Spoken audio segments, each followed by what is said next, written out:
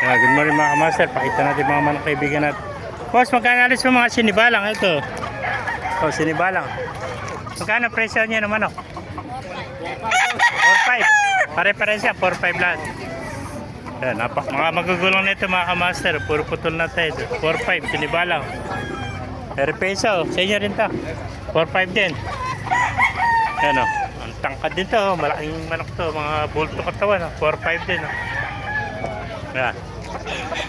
Yan pa, puro 4-5. Puro nasa 3 taon na ito.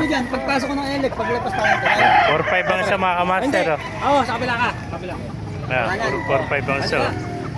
Ito, may white kelso pa rito. Mga may winban pa yun, 4-5 lang mga quality manok. Okay, tingnan lang bas pre. 4-5 ang isa. Yan. Ito mga bata pa ito, nasa 10 months pa lang. Yan. Yan yung mga bata, ganun din. 4-5 din ito mga bata. 4-5 ang isa mga kamaster. Yan, 4-5 oh.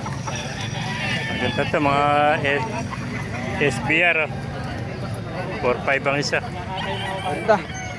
Ayun, white kelso, 4-5 din, puro 4-5.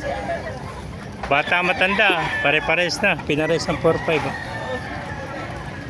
Ubus na kaibigan natin, nagkakarga na, mainit na, uwi na. Ay, may natira pa silang 8. Puro basyo na yung mga kites ito. Mga kamaster, kung naibigay natin video, pakilike and share, pakipala, mabuhay tayo lahat. God bless you all, bye-bye. Mainit na.